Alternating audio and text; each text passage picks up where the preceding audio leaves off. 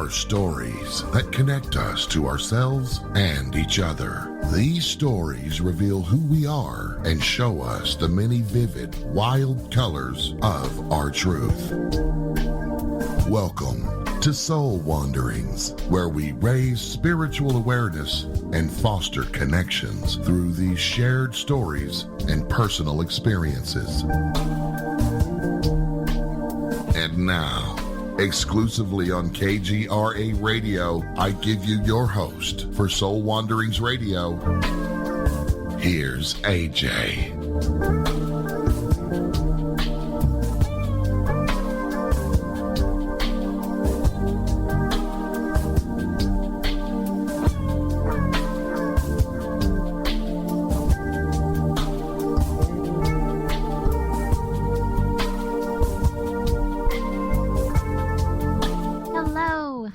Everyone, it's Soul Wanderings night.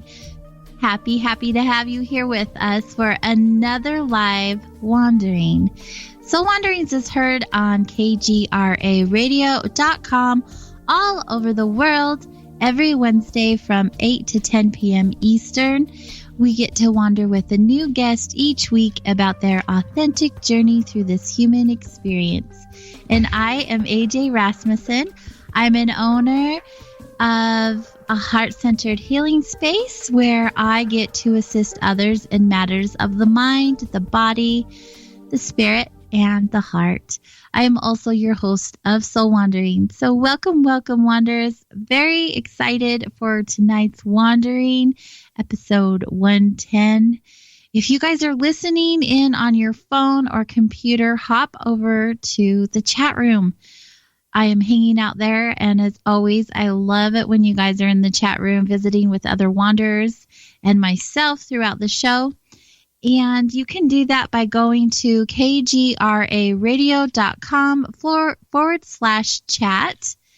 And it's just a really great space where you can visit throughout the show. And if you guys have questions for our guests, you guys can type them up there. Just make sure you do that in caps so myself or my producer can assist in getting those questions answered, and we'll do our best to grab them as time allows us to do so. Thank you all for being here. Let's get started. I'm going to quote, "In our world of how-to guides, it's easy to think that the primary source for what you want lies outside yourself." Unquote.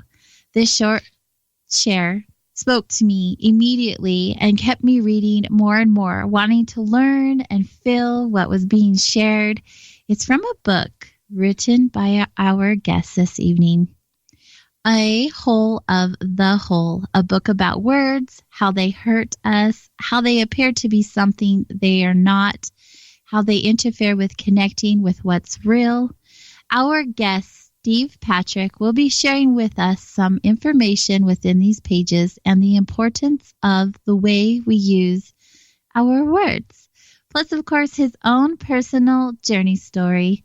Welcome to Soul Wandering, Steve. Thank you so much, AJ. And he's in-house. I'm so excited to have a live guest off of Skype. Skype is great, but I love having people in the studio. So thank you for journeying here to be with us. Thank you so much for inviting me, for having me. So I was fortunate enough to meet Steve at Vibes of all places. He is an author living here in Utah, but he wandered up north and found his way in my little shop. And I was so excited. He was handing out his books just to everybody. Read this book, read this book. He just was giving them all away and ended up in our open circle, which is a gathering that we have every week where it's just open conversation. We pick a topic and dive deep into it, and it's a really great group of people who join us every week. And we were fortunate enough to have you hang out with us that day and share your book, and I got to meet you, and I was like, I would love it if you were on Soul Wanderings. This would be a perfect show to have you on, because this book, it's deep. It goes deep. It is. It's still deep for me when I read it. It's kind of surprising. You had mentioned that, and I was wondering if it's still so deep for you, but it came from you, and you still don't understand how. Since we've had that conversation, have you even somewhat came to a realization of how this information was brought to you? I have a theory based on my experience. Oh, AJ, I really liked how you said authentic journey through life experience. Is that what you said? Oh, for the show, yeah, authentic journey through this human experience. This human experience, because for the last 3 to 5 years, the human experience that this guy, Steve, has had has been surprising and amazingly enlightening. So the book started really pushing its way out, so to speak, in 2015. So I stopped earning money at that point, and sold a house, which for 3 years supported making this book. And then the experience of writing it, it was that after 20 years of having a reading period each day, usually at a coffee shop, where I would be reading in a book and I would make a few notes in the book and I would make a few notes in my notebook. After 20 years of that, in 2015, I would sit down and read one sentence, and all of a sudden the writing, I would just start pouring out writing. And it started to form small sections, like segments on a topic. And it's true that many of the topics had been stirring around in my head prior to those sit-down sessions. But I was also surprised at how a section would just kind of flow out with no effort or planning. In fact, the title of the book, A Whole of the Whole, each of those holes is WHOLE. That came to me one day as I was walking into the coffee shop. Those words just came in, and I wrote them down when I sat down. And then I thought, that's weird. How can a whole be of a whole? It's kind of strange. And I thought that it was not really logical. But then as I reflected on it over the weeks and months that passed, I realized it sort of described the direction that my writing was taking over multiple sections that had come out. So as I look back on this experience, once I got like halfway through the book, maybe a little further, I came up with this theory, and this is what I see the mind doing, my mind anyway. It always wants to put a cognitive explanation to a life experience.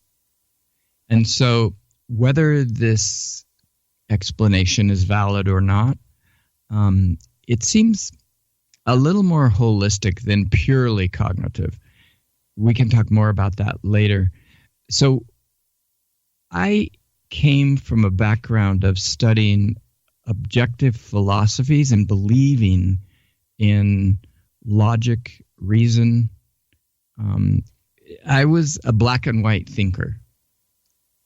I thought that there were rights and wrongs that were very definite and provable, and that the ones I knew were the true ones, as compared to the rights and wrongs that other people knew that didn't match mine. So I was the word rigid came to me through much of the writing as a watch place for my own mental wanderings, so to speak. And then the word objective started coming in as sort of a warning spot, along with the word superior. And what I found is that a certain rigidness about thinking I was right went with the belief that there was constantly a pervasive objectivity that if only we all followed the correct thinking methods, we could all come to the same place and know the objective reality. That, along with, then I'm adding the third part, superiority. I would see, if I watched my mental stream, what went through my mind, I would see that so much of it was trying to put me above others by using that view of an objective reality and by using the rigidness. So I would relabel the rigidness as a sense of principled action. So this is very strange because all of these things still, I can have them ring as good, positive things. Principled action, objectivity, and I could even argue for a place that superiority might follow, because some people know things other people don't know. Some people are more practiced than other people. But in this case, superiority meant to me a more general being above other people, being above situations in life, being above life itself. I could do life better than life does it.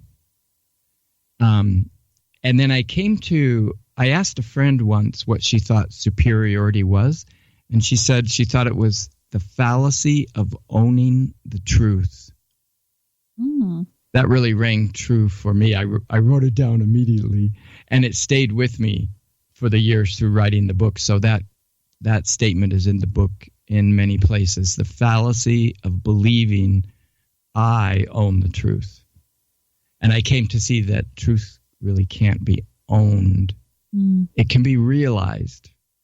But I can say more about the book if I should say. I didn't want to interrupt you, but if this book reminds me, I haven't finished it yet. It's an awfully thick book. It is. I wouldn't say awfully in a negative way. Just it's stating there's almost 500 pages in here. 480, yes. Yeah, so there's quite a bit, which is amazing because what I have read so far, I'm looking forward to reading the rest, definitely.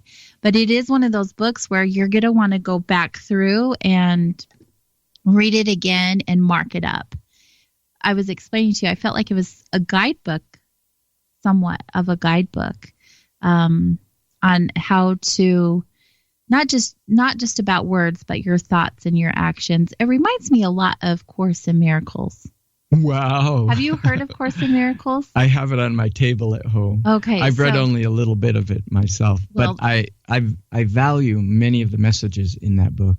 Right. There's a lot of lessons in that book that are not I don't want to say normal, because what is really normal, but to simplify it, it's not a normal way of thinking. It's not a normal belief system.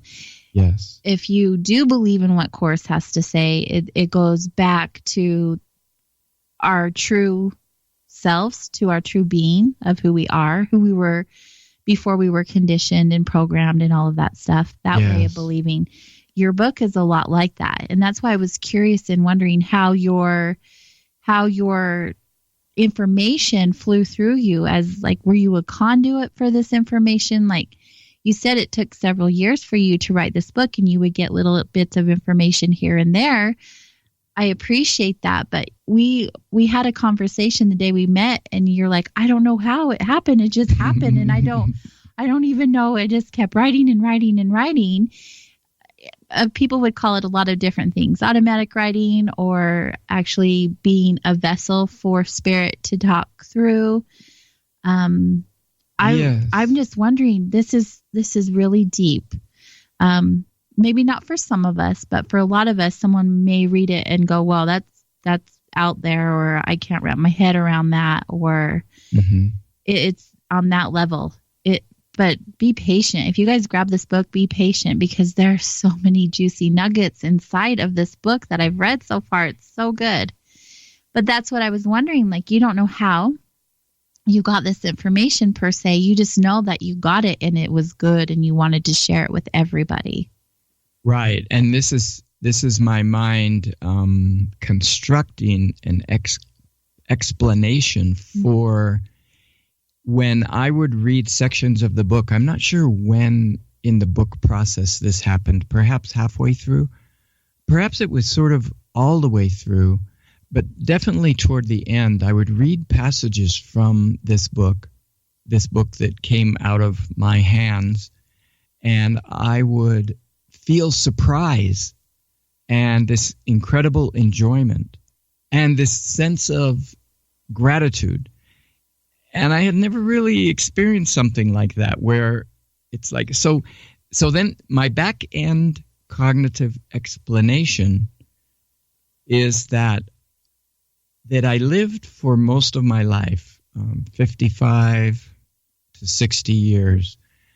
I lived in a way that was very much me versus other people, or it was very much, as I explained briefly before about the word rigid or principled.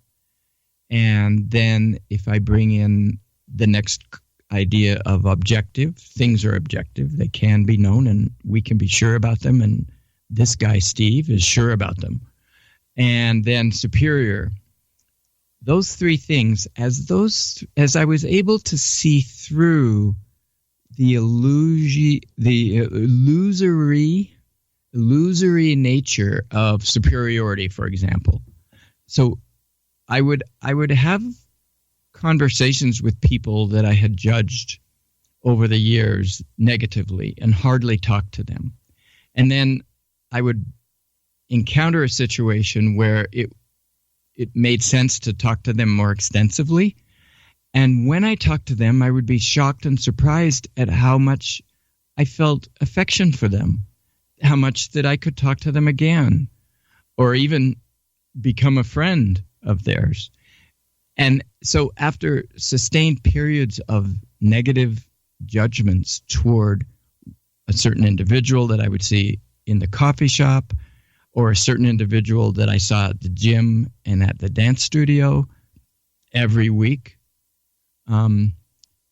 after a conversation with them, I saw that I was essentially breaking through my own bubble that I'd built around them with the word labeling I had put on them. So the guy at the gym, I called him grumpy and cold and maybe even mean. And a person in a coffee shop, I was just generally not comfortable with the person because I didn't know if the person was male or female. But after I talked to this person in the coffee shop, about a year after having all these feelings of discomfort, I found that I liked the person, and I realized it doesn't matter that I don't know if this person's male or female, but I also realized the heavy conditioning that I had taken in to myself. So I started seeing through a lot of my belief systems about being certain about the world out there, especially my judgments of people. And then in my studies of philosophy, I studied what was called epistemology, which is a philosophical term for how we come to know. And in this case, my understanding is that the knowing in the epistemological sense is always conceptual, which we could say it always ties to being able to put the knowing into words. So I studied the concepts and how they became concepts, and then how we would assign a word to the concept that we could essentially pull out of the reality of life experience. And I came to see that one of the statements in the book that started ringing through my head often as I was writing is before words, there was life. So there were human beings, animals, plants, all interacting.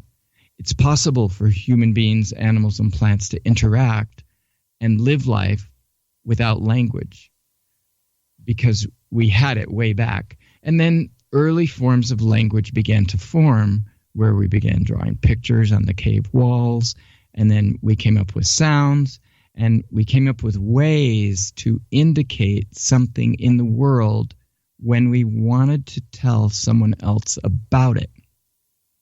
And that indicating ends up being a pointing. So the way I view it, the early man wanted to come up with ways to tell somebody else about something they experienced. And the best way to use that tool of communication, whether it's a picture or my hand pointing over to that tree that smelled so good, or a word, all of it is saying, go over there if you want to come to know that tree, that person, that rock, that trying to think of some animal names that wouldn't hurt us, that bird. So all of our words are actually pointing in a direction. But I found that me, Steve, studying these objective philosophies and thinking that I was so smart, thinking that I knew for sure so often. Me, Steve, I put myself into a superior position because I knew a lot of words, and only because I knew a lot of words. But I hadn't really experienced, for example, the guy I was calling grumpy and mean. I hadn't experienced him firsthand until we had a chance at a more extended conversation, and then I found that those labels did not apply at all. So I was viewing the reality of this man through the labels that I had put on him. And then I discovered that he was much more. In fact, he was different than those labels. I could see why I had put those labels on him, but it didn't fit the reality of this man once I talked to him. I find that we are so quick as human beings to judge another person based on their outer appearance than we are to actually sit down and have a conversation with a stranger and really get to know who they are. It's just part of the human race, unfortunately. It's so easy to do. It's so easy to do. Even, I know I did this as a parent. I would point, when my sons were 1-year-old and 3-year-old, I would take joy in saying, that's a tree, that's a dog, that's a wagon. And all I would do, I would point, but I would say, that is a flower. And now if I went back there and my son and I saw a flower, I think I would take his hand and walk to the flower and go very close to it and look at it, smell it, maybe touch it, maybe look on all sides of it. And then I would say, this thing, when we talk to other people, we have a name for it, and the name is flower. And that's different than saying that is a flower. So I would handle the teaching of language with my children differently than I did 35 years ago.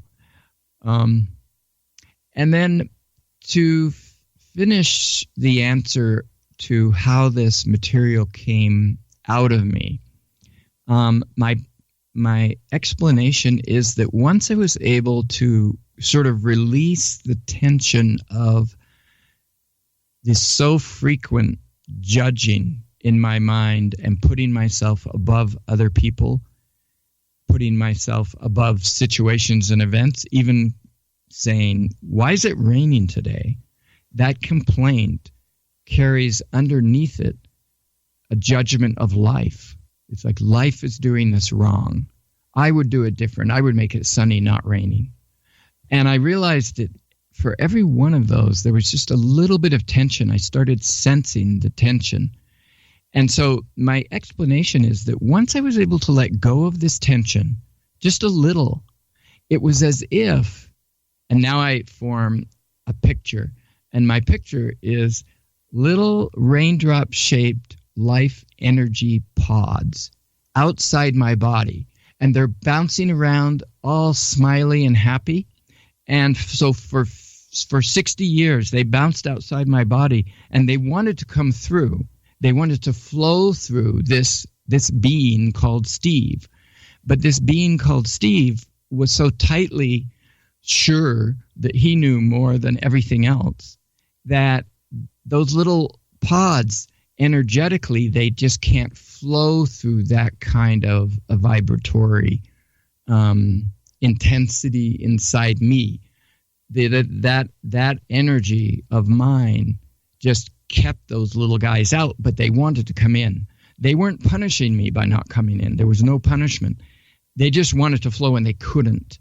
So then this back-end cognitive explanation for the writing coming through this guy called Steve is that once I let go of that tension, that arrogance, that judgment, the complaining about all kinds of things in life, once I let go, those little happy energy pods were able to flow through freely. And that is, when I reflect back, and now it's still flowing through, when the writing flows through, and now it flows through in a lot of small notes, paragraphs, but sometimes a whole piece. Whenever it flows through, it's as if those life energy pods are flowing through. And it's as if we're working in some kind of a partnership where neither is boss, not this guy Steve and not those energy pods life, but they somehow meld together in a process that is fluid and produces something. And that's how I explain my sense of surprise when I read this book and go, wow, I can't believe that came out of here. Yeah. Your excitement for your book it's contagious. It made me want to read the book, even not knowing what exactly the book was about. So that was fantastic. We are listening to Steve Patrick share about his book, A Whole of the Whole, and we're just getting started. We're going to have a quick break, and when we get back, we'll get to hear more. Thank you, AJ.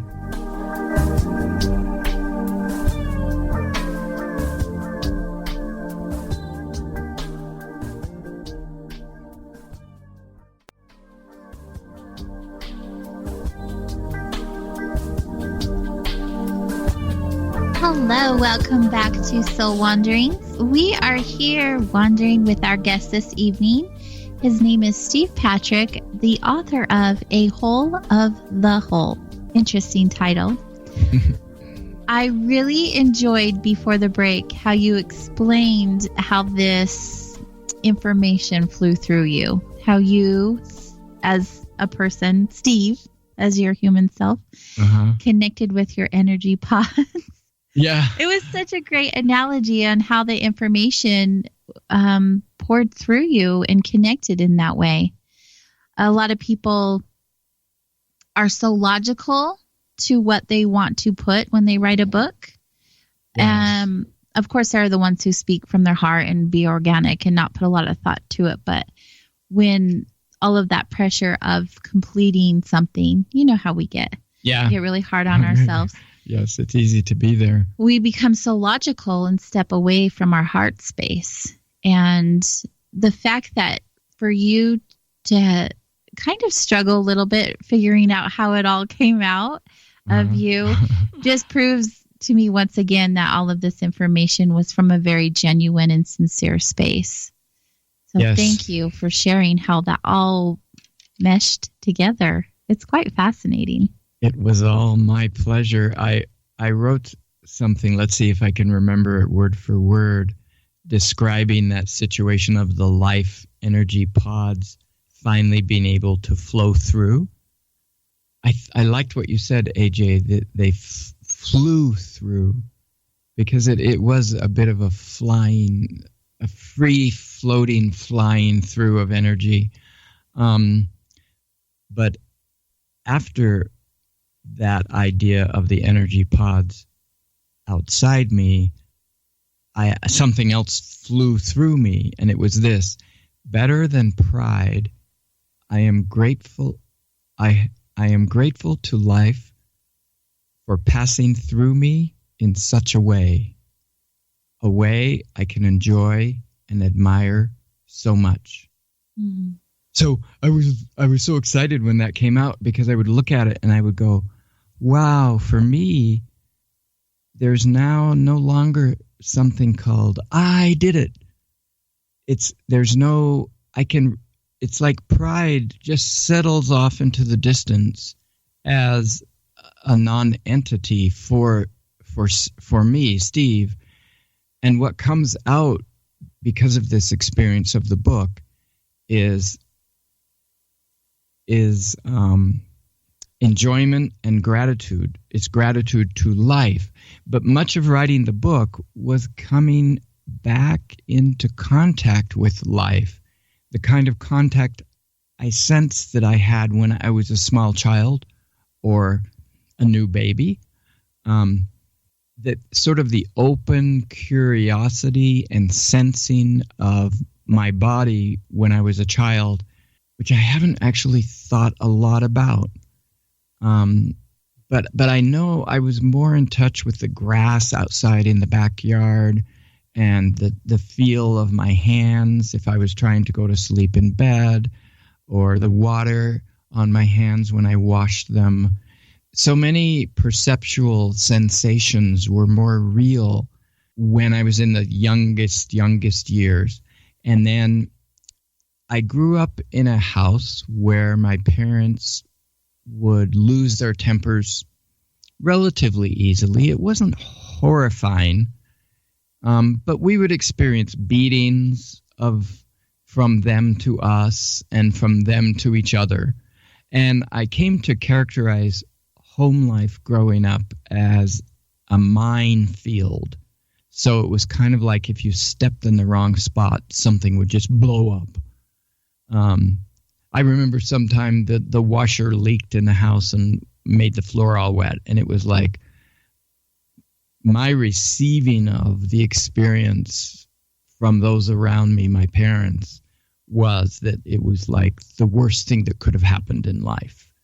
And so there would be these explosive, screaming, yelling things happen. And I probably buried all of the early being in contact directly with life with all sorts of defenses, protective ideas. And I think if I go back to those first ideas I mentioned, the rigidity, the objectiveness, the I know for sure, and the superiority. Superiority is an amazing way to try to compensate for feeling inadequate, afraid, like there's not enough. In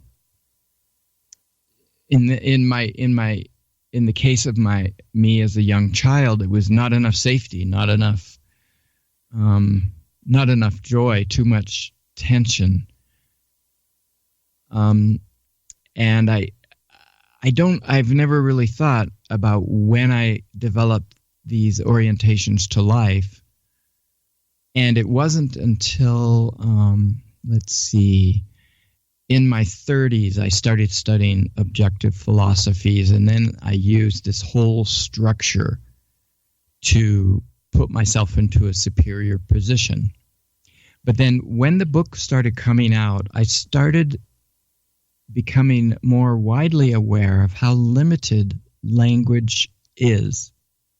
And that's when it hit me that words are really only tools, and that because we develop them in order to communicate in a shorthand way, we're trying to point a direction with the word dog as compared to the word ball or the word chair. We're trying to say, I mean dog, not chair. And so it occurred to me that words are only tools, and that, so I'll explain my view of how we derive a word from real life. So if a small child is growing up and it has no words, it's 6 months old, then it gets to 9 months old and it's listening to people around it speak. And it has a dog at home, and the neighbor also has a dog, and there are balls at home that the child plays with.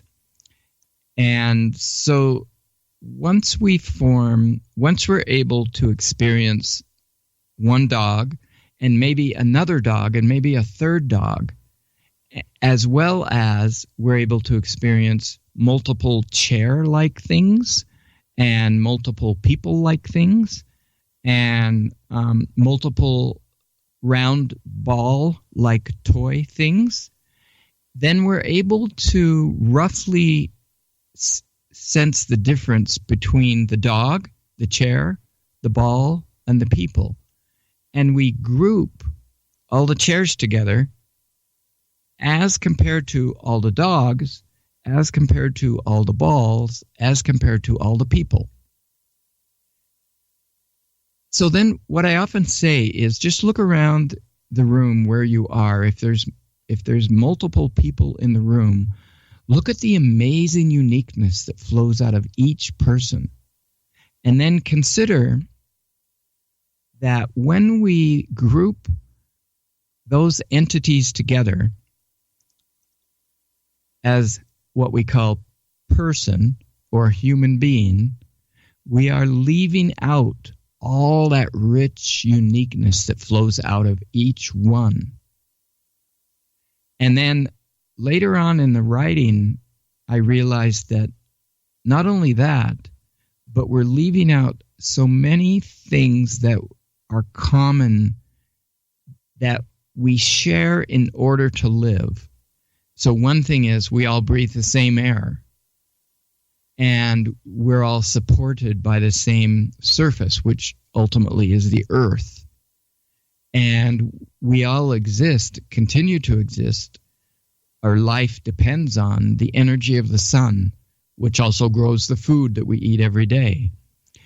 So with that, I became more aware and trying to think of a word that comes before grateful, because the gratitude started pouring out later. There were some initial kind of awarenesses that, wow, we share so many things in common. It's as if we are more connected than we are separate. Mm. But we certainly appear to be separate. We do. And our world is structured that way. You earn a certain amount of money. I earn a certain amount of money. You live in this way. I live that way. There's so much apparent separation.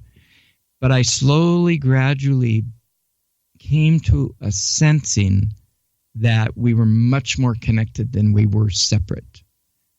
And that's why one of the statements in the book is that word tools, they are a this, not that tool. So they are a tool of separation and exclusion.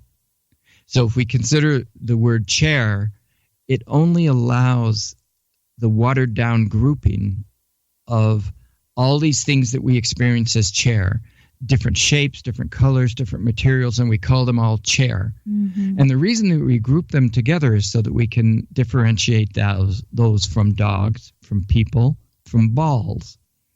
But in the grouping that makes language possible, the grouping omits so much reality that each type of chair carries, and it becomes much more pronounced when we look at each other as people, how much we omit. And then with the the fact that any one word unit cannot carry the connectivity of things like we breathe the same air, we exist because of these natural elements of earth, water, sun. Because any one word can't carry that, we miss out on so much more in life if we cling to words as the end all, words as the only way to access what's real. Mm-hmm. Well, it's the only way that we have ever known to communicate and to connect was by words or sign language or whatever that looked like. Any form of communication was how we made our connection, how we do make our connections. Yes. Yes. And then the only something that comes to mind to help take my mind to expand into, it's like if I ask the question, are there other ways to connect other than through language? Are there other ways to interact? As soon as I use the word communicate, it gets more difficult. I go straight to language in my mind. Mm-hmm. But I had an experience with a woman who's very dear to me, and I call her the love of my life. And I call her this because we were sitting on a couch one night, I think it was in 2010, about 8 years before this book came out. And we were sitting looking at each other, and she put her hand on my face, and our eyes were connecting almost in an embrace across the distance as her arm stretched out, kind of cradling my face. And I walked away from those few moments of silence and connection, feeling that I had never felt more loved in my entire life. Mm. And this woman never told me that she loved me in those first years, but that gesture, those moments of our eyes connecting, were so far away from any other love that I'd felt with another human being. And now I look back on that and I say that we were, in a sense, each one of us was connecting to a deeper source of life than the surface. And through our eyes, the embrace of our eyes, I'm almost seeing her eyes now. Mm. Through that embrace, it's as if the deeper source were coming up through me, through my eyes, to her eyes, and back down to the source. Or from source, through her eyes, back down through my eyes to the source. So because of that experience, I didn't really know what to make of that then, because I was stuck in the surface so much that I just said, I love this woman, and I still feel that for her. And this other explanation does not change that love that I feel for her, even though we are not in each other's lives right now. But that experience was the first time I sensed something different than what happens in surface existence. Mm-hmm. Get up in the morning, go to work, go to the grocery store, come home, make dinner, feel a little lonely, go out and do something with the friends or with the wife or with the girlfriend. All of these kind of pulls into go buy stuff at a store. Something new, let's go buy it.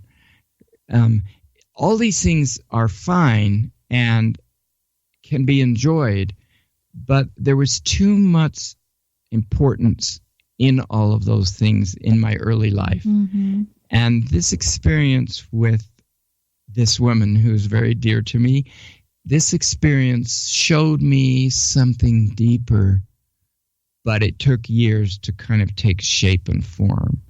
And that's described in the book. I look forward to that part. There's just something so incredibly profound when we connect with another human being on a level that is way deeper than any word could ever explain. Yes. Those are the moments that you hold on to. You hold on to and cherish them. Mm-hmm. I'm so happy that you had that experience and that it still sits so close and dear to your heart. I really truly believe we're here for a lot of reasons, but one of them is to find that connection, no matter what that looks like, but the deep inner connection with another human, knowing that there is more to us. There's more emotion or depth to us than anything could ever explain here in this experience that goes well beyond here and now, but into other realms, into other lifetimes. Yes. It's so beautiful. In your book, like we said, it's 480 pages long. You guys, it really is, but it's good. I'm not complaining, because once you start reading, you want to read more. You want to read more because there's a lot of explanations going on, especially with the words. In fact, on the back of it, it's the first thing it says. This book is about words and how they hurt us and how they appear to be something they're not. And they interfere with our connecting. Mm-hmm. We put a lot of emphasis on the words we speak, and they cause a lot of power in every situation that we have with one another. Yes. And I've never read a book like this where it's gone into depth like that. Like, I've read a lot of motivational and inspiration books that have to do with the words we speak, but nothing where it breaks it down as much as yours has. Yes, on where a word comes from and how it excludes so much. Mm-hmm. In fact, the extensiveness of the exclusion didn't come through to me. I mean, I may have put it in early sections of the book, but it didn't come through to me until later in the book, where I realized that any one concept, any one word, excludes everything except itself. So it really helped to have life sort of tell me so much about the nature of words. Mm-hmm. So that I could see how they are valuable tools, and how much if we learn to use them as the limited tools they are, we'll use them so much more effectively, and we will decrease any destructiveness that flows out of our use of language, or almost all of it. Mm. So that can be. Do you have a way, I'm not sure if you've put it in the book, because I haven't read the entire thing yet, but do you have a way to introduce others into being conscious, being aware of the words that they use and how they influence and can ultimately change our reality? I have a quote that came through to me. It's one of my favorites. And it's using words in such a way as to highlight the connectivity from which they come, rather than the separations to which they lead. Mm. We can talk more about that. Yes, let's do that. I would love to do that. In fact, let's take a quick break, you guys, and when we get back, we'll dive into that quote right there, because if people could learn other ways in which to use their words. I'm struggling right now to use my words. But if we could use, well, it's so hard to come up with a word to express what you're thinking or how you're feeling. I know that we use words to communicate, and we all know that. But at times like this, when I have so much running through my mind and then wanting to actually speak from my heart, it's that tuning it down. We were talking about that. So, you guys, we're going to take a quick break. And when we get back, we'll hear more from Steve Patrick, the author of A Whole of the Whole.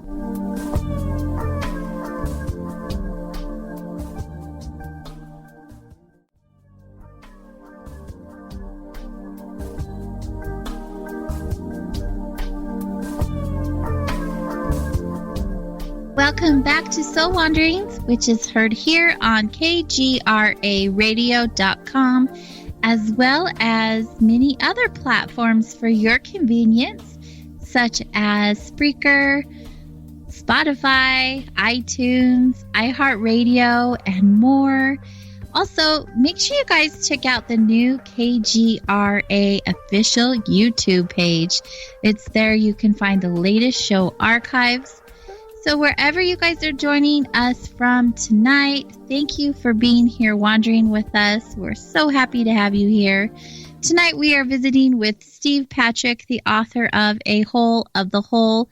If you guys have any questions, make sure you hop on over to the chat room on kgraradio.com/chat and type your question in caps so I can catch it and ask our guests a question for you. I'll be happy to answer any questions. Thank you, Steve. I was saying during the break, it's so enjoyable to have you here. Your energy just is all warm and fuzzy. It feels really good. Thank you, AJ. Before the break, you had shared a quote, using words in such a way as to highlight the connectivity from which they come rather than the separations to which they lead. Right. Talk to me more about that. So my mind goes into a bit of a technical place, although it references back to the examples I talked about earlier about forming the concept of dog or chair or ball or person, human being, and how we group those things together and show how different they are from each other. A person is very different from a chair. And so we leave out the uniqueness of all the individual persons in order to make a grouping so that we can have a symbolic pointer where we can go, person is different than chair, which is different than ball, which is different than dog. Mm-hmm. And that whole scenario comes out of what I call the connectivity of the whole of reality, whole being WHOLE. So what we do is we look out at life and we extract in a way or derive from those groupings that we form. We choose to form those groupings. We derive what we call the grouping becomes a concept or a category, we could say. The grouping is a category, it becomes a concept. We assign a word so that we can use that grouping. And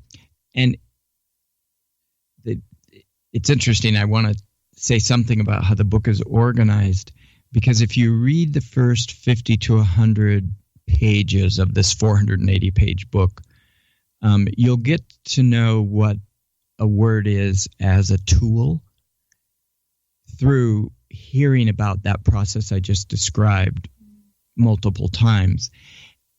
But after you read some of that, you'll have the feel that words arise from human beings interacting with the whole of reality in an interconnective way. And the concepts themselves are interconnected in that we need the chair to differentiate against the person, to differentiate against the ball, against the dog. So words are, there's that this not that, woman not man, chair not dog, ball not person. We have this line, very definite line drawing that happens with the units of our language. And those lines tend to support our sense that, my sense, for example, that I'm separate from the other drivers on the road. So, especially years ago, still a little, but I know how to handle it now. My mind will, if a driver cuts in front of me and makes me slow down just a little bit, I feel a slight irritation. Years ago, I felt totally abused, and I would sometimes call that driver a name. And now, and then in the interim between, say, 3 or 4 years ago when I would call the driver a name, and now I had a process that I would go through. So the name calling would come through my mind, and then I would say, no, I don't really believe that these names are valid, not used that way.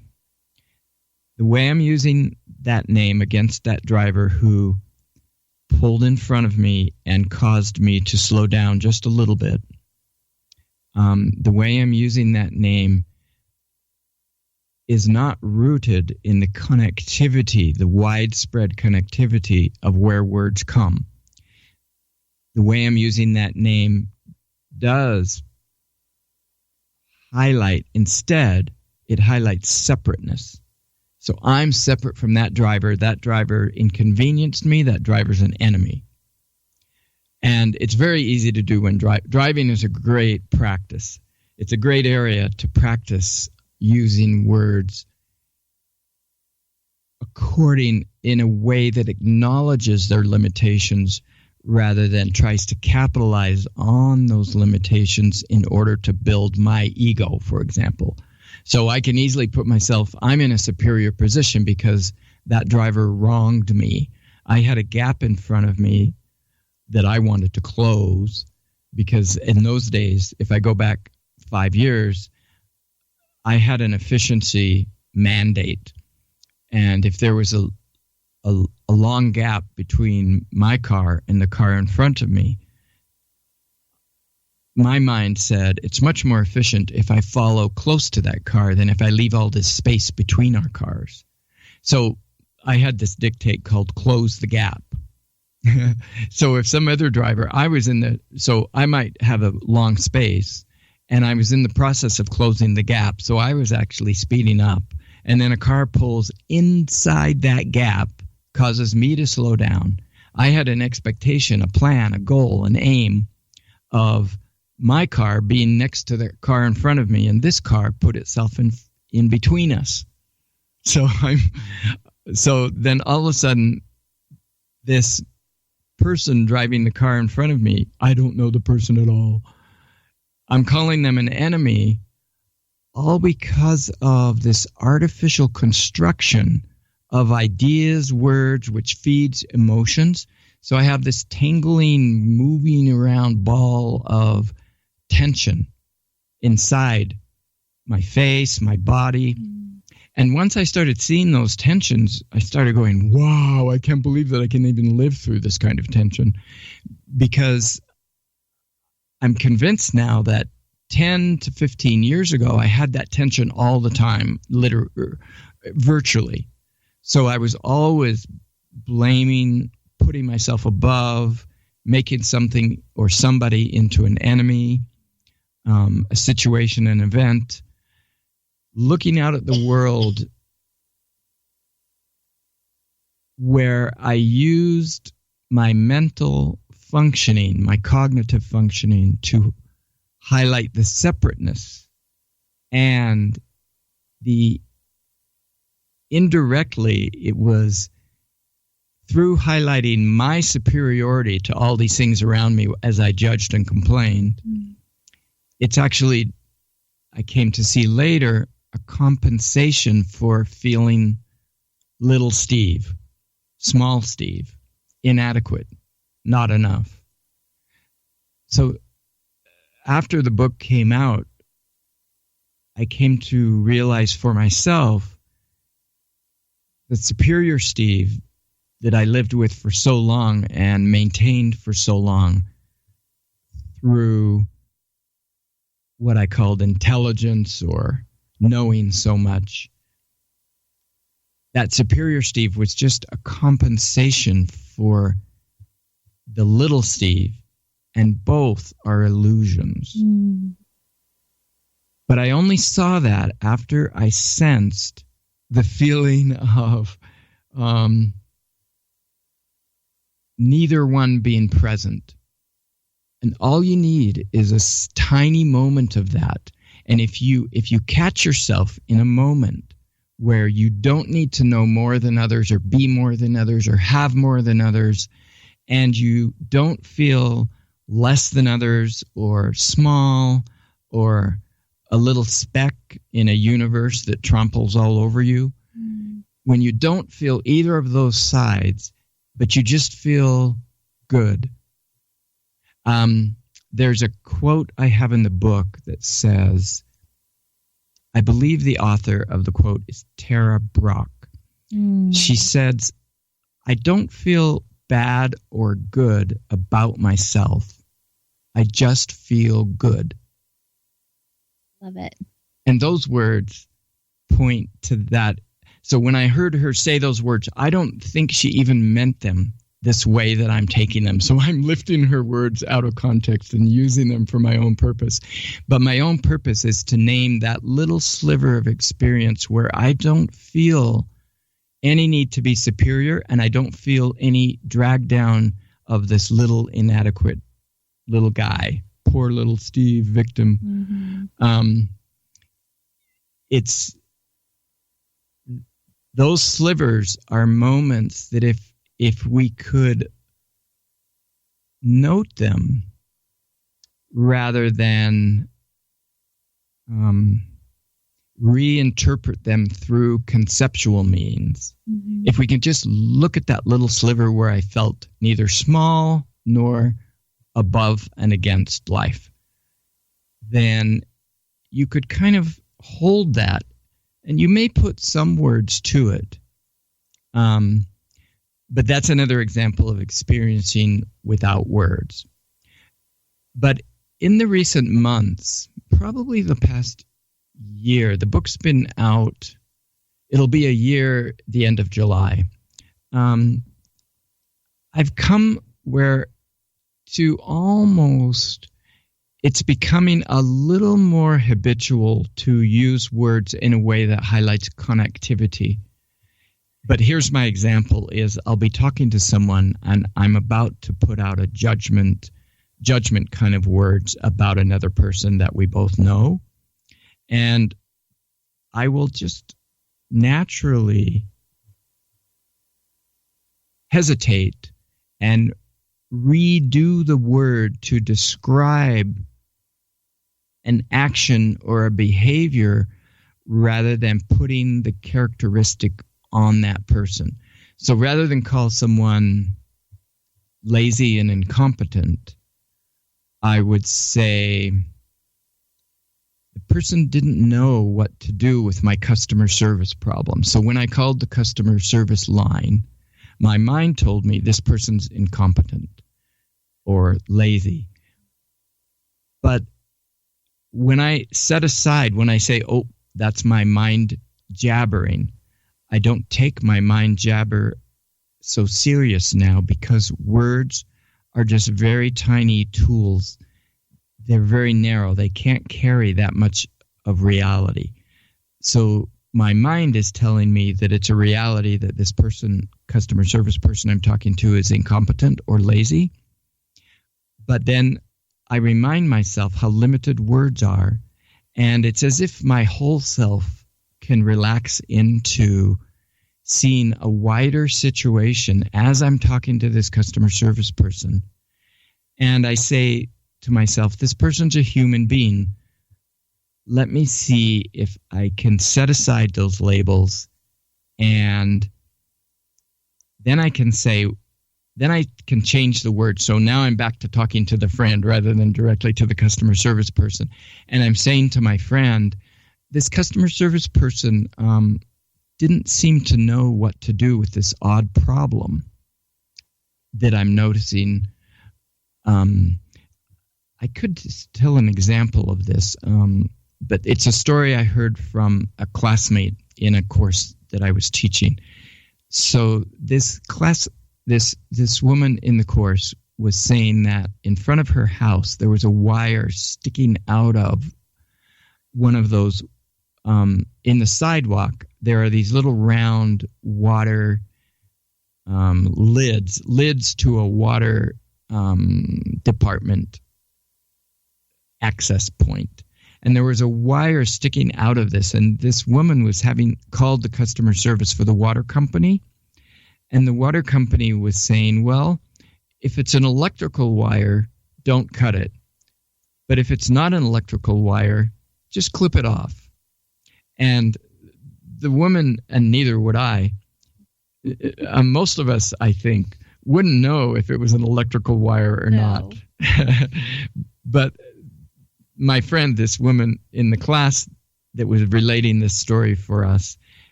she explained that she was really worried that someone may trip over the wire or they may cut their foot on the wire. So it was in front of her house on the sidewalk. Mm. And that's a favorite of mine example now for kind of, because as this friend in the class was telling me this story, I had all these negative images and words come through my mind about the customer service person.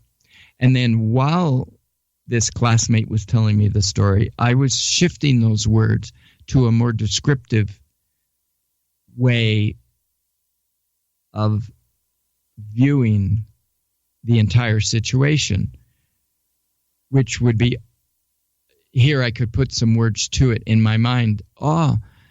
This person, this customer service person, has some experience with electrical wires versus non-electrical wires. Mm-hmm. And their world is knowing that very well. And so they're trying to help. If I were the one talking to the customer service person, this person's trying to help me with this thing that worries me, that might hurt people. And so I just need to take a breath and ask the person, how would I know? I'm not familiar with wiring. How would I know if it were electrical or not? And that question, those words, me taking a breath before that, is acknowledging the limitations of word tools, realizing that ideas, words, and the emotions that spill off of those words, that when they go through my mind, I don't want to jump to conclusions by clinging to those words as if they're true about the reality. They can't carry reality. So I back off, take a breath, and then I ask a question with a wider perspective. So I know that that's indirect in a sense about how to use words in a way that highlights the connectivity from which they come rather than the separations to which they lead.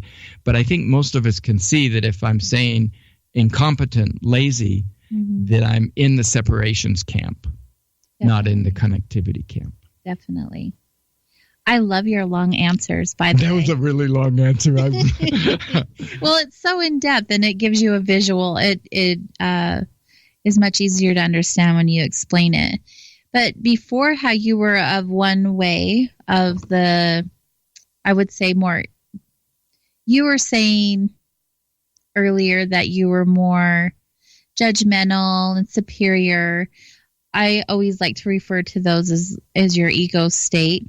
So when you were that way versus the way you are now, how and what steps did you take to becoming who you are today, thinking differently about the words you use and the thoughts that you think, because we're so conditioned to act and be a certain way. That's just how we are. That's what we learn. Yes. So when we become something or someone else, where we separate ourselves from the meaning of the words that we've been taught, there's a process that obviously we go through. Yes. And there are a few things that come to mind. That's a great question.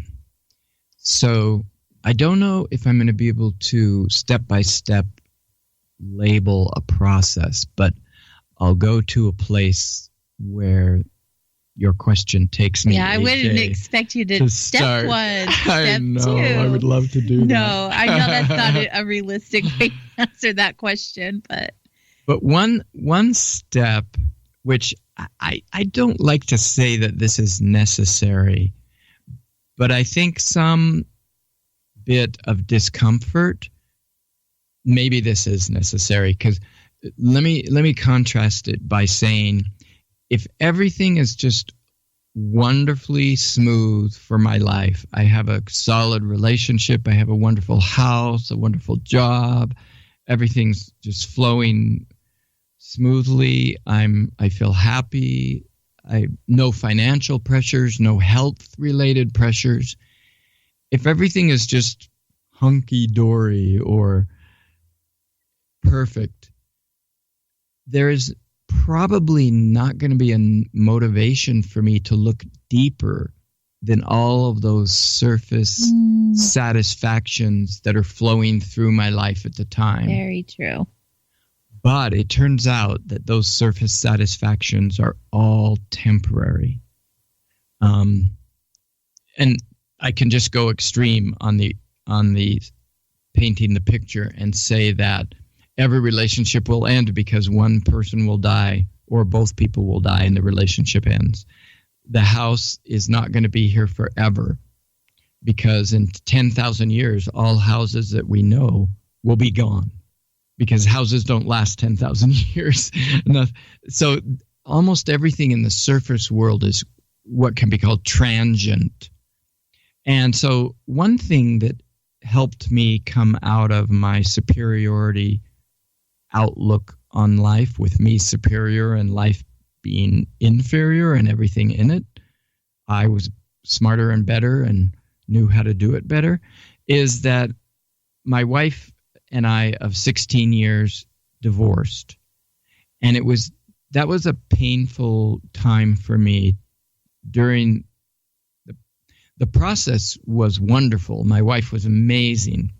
But my accepting losing that companionship was painful for me. And I remember being at work and going out on a 15-minute break and feeling my feet and thinking one step in front of the other as I walked around the block. And I felt very numb at first. And so that time period was very challenging. I remember driving to work one morning and feeling this sort of depth of sadness, loss, and especially the sense of loss of a companion. And this almost turned the sadness around. I went, wow, this is what people feel when they feel sad. And what that exclamation of surprise meant to me is that in my years of being superior and better and smarter than everything around me, I would belittle people who were feeling sad or victimized. And so for me to sense that feeling in me and then realize that that's what all those people I belittled, that's what they were feeling, and now I'm feeling it. That was an insight, that was like a big crack in the door. Yeah. I could see how that would be. We're so quick to judge and assume how someone is characteristic-wise without knowing who they are or what they're actually experiencing in that moment. And until we can actually put ourselves in their shoes and empathize with what their experiences are, I don't think that we can come to understand until we do. Yes. Oh, so deep. I love the deep conversation. I could just listen and talk and listen and talk. You guys are listening to Soul Wanderings on KGRAradio.com. We're visiting with Steve Patrick, the author of A Whole of the Whole. We're going to take a quick break, and when we get back, we'll have the final stretch of our wandering. It goes by so fast. We'll be right back. Thank you, AJ.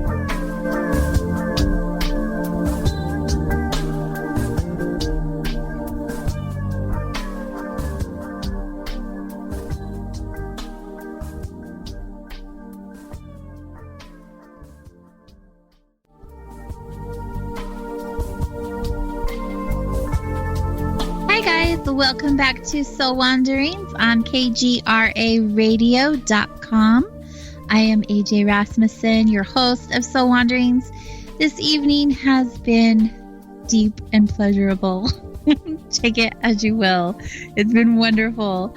And we have been wandering with Steve Patrick. He is the author of A Whole of the Whole. This book is 480 pages of bliss. Wrap your mind around all of the things that he's sharing bliss. I was referring to your book earlier in the show as a guidebook because that's the way I was looking at it. And you were kind of looking at me like, never heard that before. That's kind of weird. But then he started sharing with me during the break, there is this index in the back, connectivity index, where you can read this book in any order. You don't have to read it from page 1 all the way to the very end.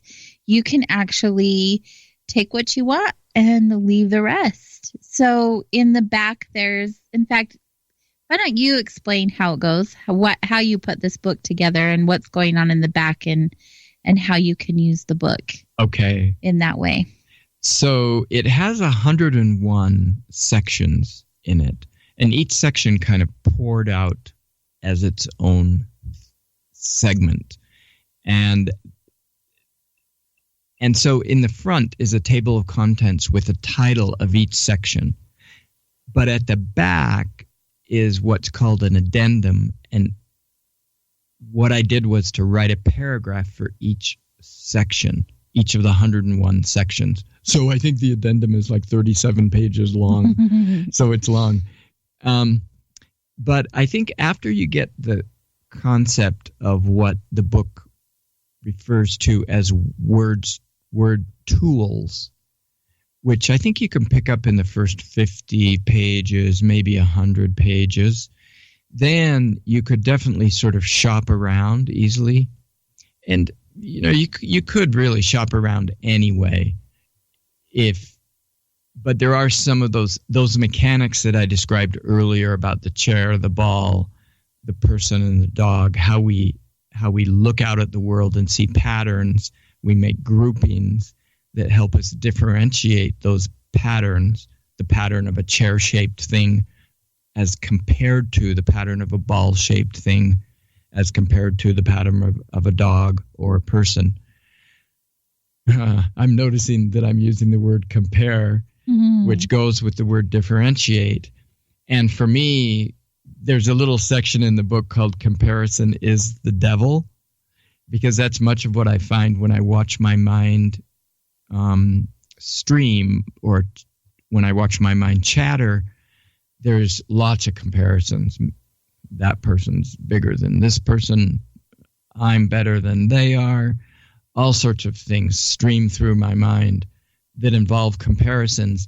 And once I started noticing those and noticing my internal dialogue more and more and more, I also started noticing the tension in my forehead, in my facial muscles, in my body. and tension in my voice, my tone, and still I don't notice it all the time, but I can sort of see it on someone else's face if it's there. Mostly what I notice is when you step out of using words and thinking as if they convey the reality, the truth. When you step out of that, then you start seeing, well, I started seeing what I didn't see when I was inside of it. So this is a strange, and I think this is why when people experience painful events in their lives, they lose a companion, like when my wife and I divorced, or lose a job. This can come where we all have a choice about how we approach that loss. If we choose it in a way, I'm trying to figure out how to connect this to your question that I didn't quite answer all the way to, AJ. So I talked about discomfort and pain of losing my companion, my wife of 16 years, as one explanation for the process of coming to this place where I do less judging, or at least I know what to do with the judgment when it comes through my mind. But another thing I noticed in a business meeting during that same period is that I sensed a feeling of vulnerability when I went to a meeting, and before the meeting I told myself, don't be the intellectual. Don't be superior to the other people in the meeting. Mm. And then when I was there, I actually was able to let go of that. So much of the process for me was seeing through these layers of what I'll call illusion or falsehood, which then I would say those layers of me being superior or of me being a victim. And then applying to those things this realization that words are so limited, that they're very narrow tools, and they point to things, but they don't represent the reality of those things. So that the idea that I need to go and experience firsthand, words just point a direction. Then slowly, and this, I don't know exactly what another step would be, because I was surprised when I noticed myself pulling back when I was about to put a label on someone, especially a negative label,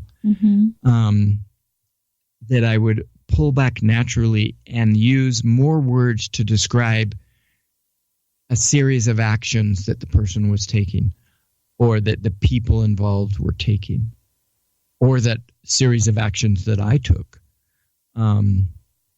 So I do know this. I know that I came to see by watching myself that this kind of wider viewpoint of self and what's outside me can accumulate in small pieces, and then it becomes kind of a natural, organic process to shift away from creating negative tensions in myself as well as outside myself toward other people or events or life. And something that came to me just this past month is these words came, and the words are this: awareness as change agent. So this is probably my most concise answer, AJ. So I would say that I came from 15 years ago being a very tense, opinionated, rigid, arrogant man to now 15 years later. I don't mean to say that none of those things come through my mind, but when they do, now I don't take them seriously.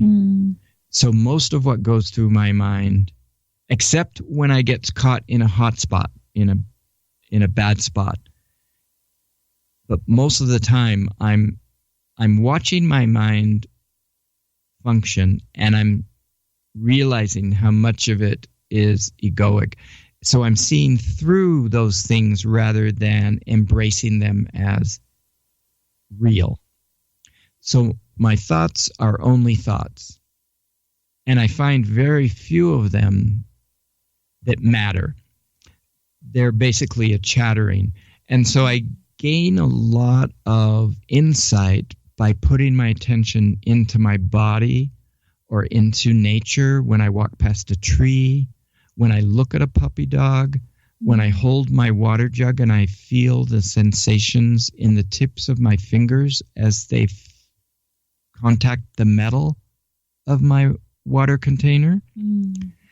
Those things tend to slow down the thought process and bring a sense of calm and peace. And so that was a major part of my process, along with the discomfort, the pain of loss, the seeing that I didn't need to be superior, that I didn't need to be defensive out toward the world.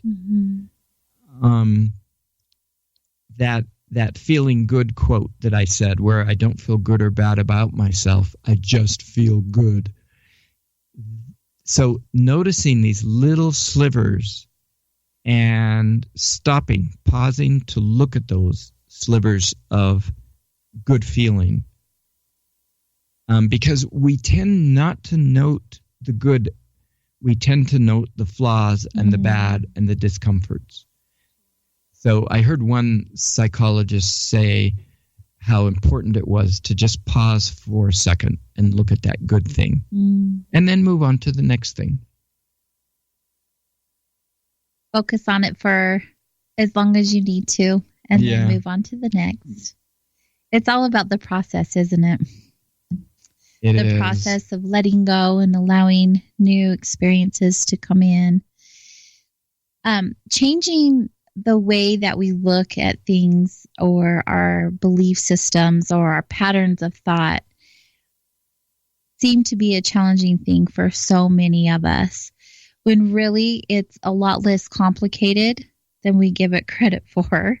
We're so good at it. Really is. We are so good at overcomplicating everything when literally all it takes is a simple action, doing something, and then the next experience doing it again, and then doing it again. It always comes down to a choice. Yes. Every single time. And as far as I believe. Yes. And if you have those moments that change you, the loss and the grief, they're really amazing blessings to be had in moments like that, where you take inventory on who you are and what you have in your life. Yes. And from that, if you're uncomfortable or unhappy or want something to change, you are the only one that can make that happen. Right. And I have so many thoughts flowing through my mind right now. But let me start with this most recent one, that I am the only one who can make that happen. And through this process of these last 3 to 5 years, I've come to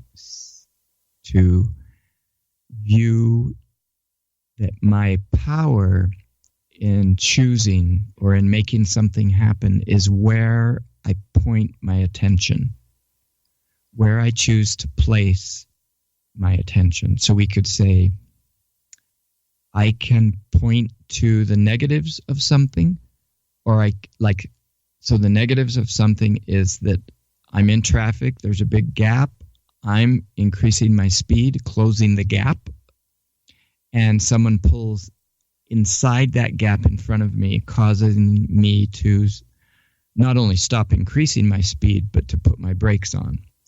And I can take a negative stance toward that, or I can take a positive stance. Nowadays, I would say, today, I can easily go into automatic on driving, and I can do the close the gap thing sometimes, not as often. It used to be just this tight, terribly tense thing. And now I'll catch myself closing the gap. And then when somebody cuts in front of me, notice that word. No, that's a sharpening word. That's a separation word. When someone pulls inside that gap in front of me, I can also take it as a total blessing and say, this person just reminded me to settle down and not be in the close the gap mode, that intense efficiency. Mm-hmm. That makes sense. So that's one of the things that comes out. So I see this process of coming to a better place in living where you're experiencing the abundance of life flowing through you in a way that just feels good, where you don't have to feel good about yourself or bad about yourself. You just feel good. Mm-hmm. I see it as I can't make it happen. I can't choose to force myself into a different space or place. I can choose to point my attention in one direction or another. Mm-hmm. So I can choose to point my attention to all the drivers around me, what they're doing, and I can start criticizing them as going too fast or too slow or getting inside the gap that I want to close. Or I can point my attention into my legs, my foot as it pushes on the gas pedal, my arms as I feel them on the car surfaces or the air that comes into the car. I can look at the trees without crashing because I can look at the trees in the front. I can still watch the traffic in the front while I look at a tree. And all those things calm the mind down and calm that naming process and the name calling process, which I could say that when I'm judging, I'm basically name calling. Mm-hmm. And I'm also putting myself above and against what is here in front of me. So I see this process of change as an organic process that comes about through pointing the attention in a different way. For me, it was pointing my attention in a different way than I had done for so many years. And the differences were, there's a chapter in the book called Flaw Finding. And it talks about how 15 years ago, I could find flaws in anything. The most perfect thing I would make perfect things myself at work, and I could still find a flaw in it. And then I realized if I could find a flaw in everything, I could probably find something good in everything. So I started reversing the process, which also helped me not to take the thoughts as less seriously and the words that come through as those thoughts less seriously.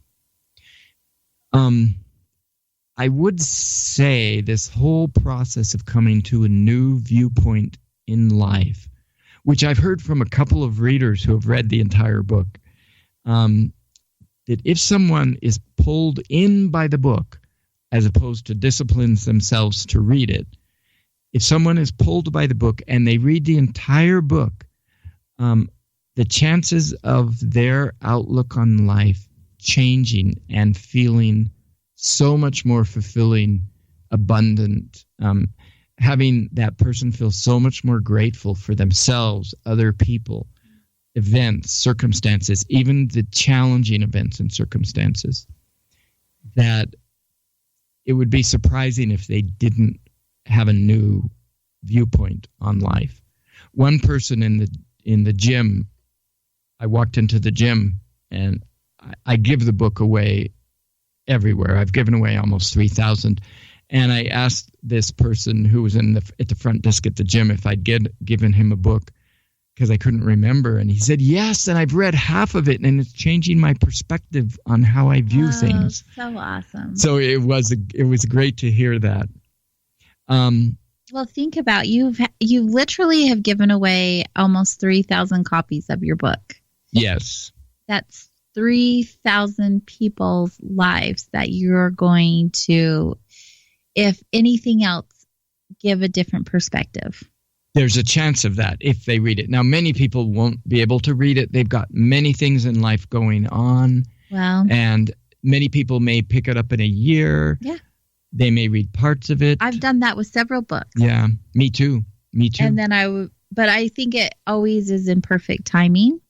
So if they're not going to read it now, it's obviously not going to sink in, or they're not going to take it to heart as they would in a year from now when it calls to them to actually pick up and read through it. So either way, there's 3,000 people at this point that you're ultimately inspiring to do better. How does that feel? This is interesting. So I'm going inside myself right now, and now I'm sort of standing outside myself and labeling it, because I feel a kinship with anyone who loves the book. Mm. But then I go back to that pass through of life energies, and I don't feel what I would have felt 20 years ago, which would have been probably a pridefulness. Mm. So I feel happy because now I want to give away 3,000 more in the next couple of months. It took me 5 months to give away the first 3,000, and now I want to do 3,000 in 2 to 3 months. And I want to because I want people to feel good. I want the chances of them feeling good to be better.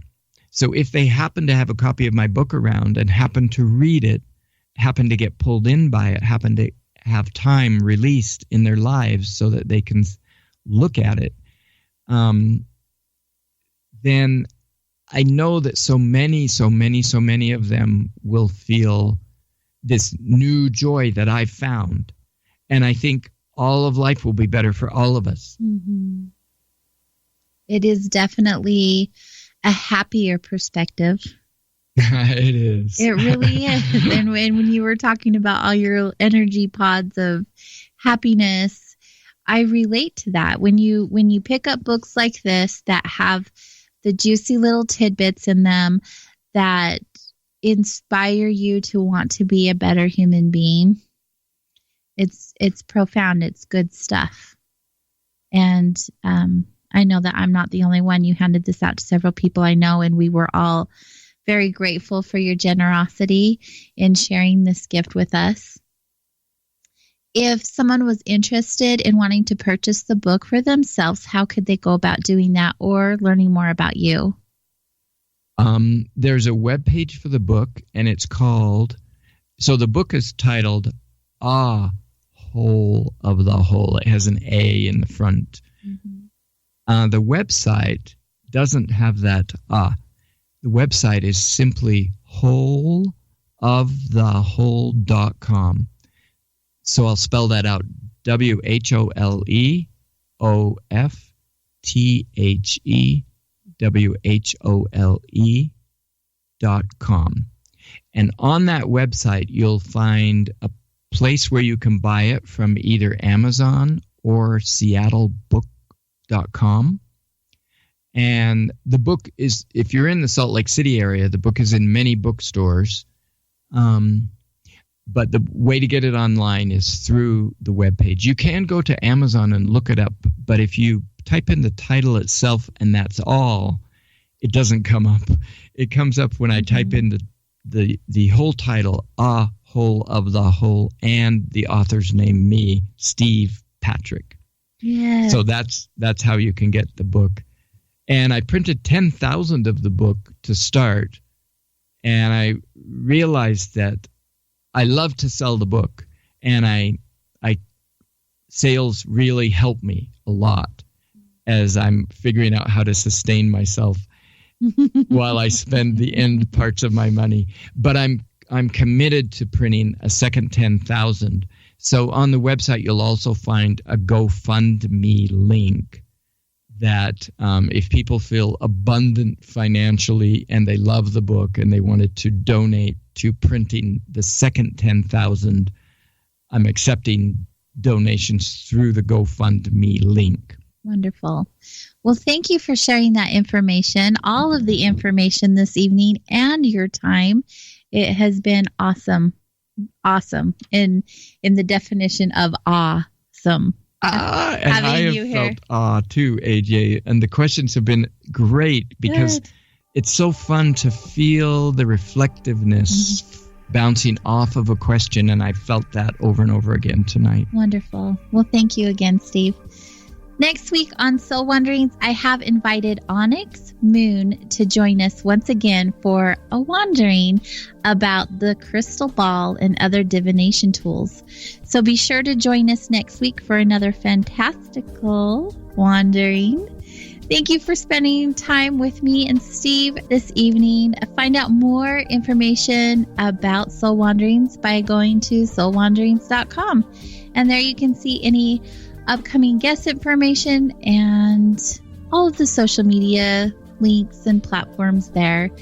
I would really love if you guys follow Soul Wanderings on social media. You can even follow me. I love the support.